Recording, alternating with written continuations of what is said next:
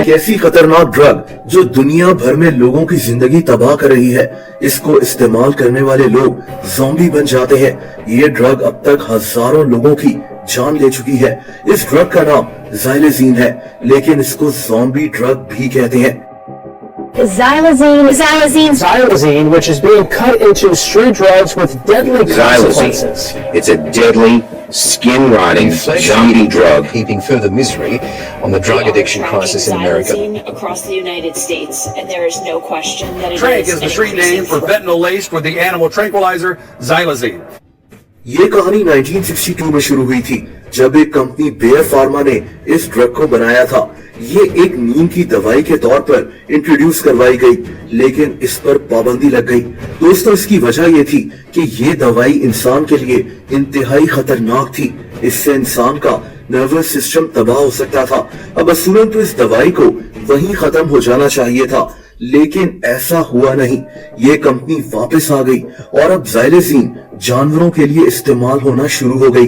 दोस्तों, इसका लाइसेंस लेकर इसको बड़े जानवरों जैसा कि घोड़ों को दवाई के तौर पर इंजेक्शन दिया जाता था। इसको लगाने से जानवरों का दर्द कम हो जाता था, लेकिन मसला तब पैदा हुआ जब ये दवाई एक नशा बनना शुरू हो गई। एक ऐसा नशा जिसने हजारों जिंदगियां बर्बाद कर दी, जो इंसान को ज़ॉम्बी बना सकती है और जो ड्रग बेशुमार लोगों की जान ले चुकी है। दोस्तों, दरअसल ये ड्रग गैर कानूनी तरीके से अमेरिका की स्ट्रीट्स में बिकना शुरू हो गई थी।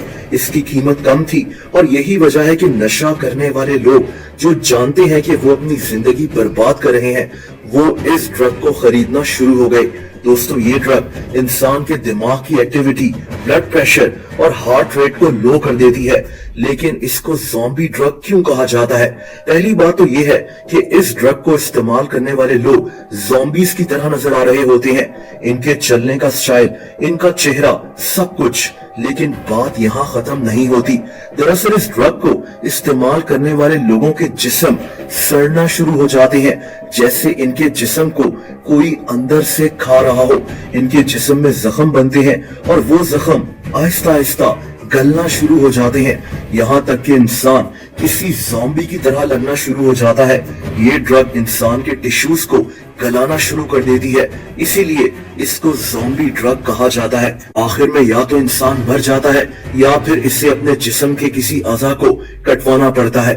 दोस्तों, अमेरिका में जब लोग सड़कों पर अजीब हरकतें करते देखे गए, जैसे कोई ज़ॉम्बीज सड़कों पर चल रहे हों, और जब लोगों के जिस्म गलने सड़ने के केसेस सामने आए, तो मीडिया ने इस खबर को उठाना शुरू कर दिया और तब जाकर पता चला कि कैसे गैर कानूनी तरीके से इस ड्रग को लोगों तक पहुंचाया जा रहा है।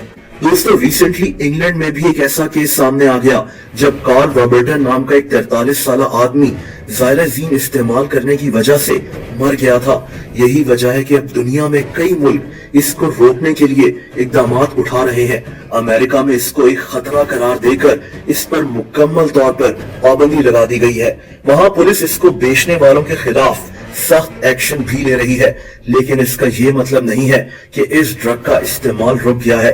अमेरिका में और कई दूसरे मुल्कों में लोग इस जानलेवा ड्रग को इस्तेमाल कर रहे हैं और अपनी जिंदगी बर्बाद कर रहे हैं। दोस्तों, अफसोस ये है कि हमारे मुल्क में भी ड्रग्स लेने वालों की तादाद बढ़ती जा रही है। स्कूल्स, कॉलेजेस और यूनिवर्सिटीज में भी ऐसे लोग न सिर्फ अपनी जिंदगी तबाह करते हैं, बल्कि अपनी फैमिली की जिंदगी भी बर्बाद कर देते हैं। ज़ॉम्बी ड्रग आज दुनिया के लिए एक चैलेंज बन चुका है, लेकिन इस पर काबू पाने की भी कोशिशें हो रही हैं। दोस्तों, अगर आप मुझे इंस्टाग्राम पर भी फॉलो करना चाहें तो उसका लिंक नीचे मौजूद है।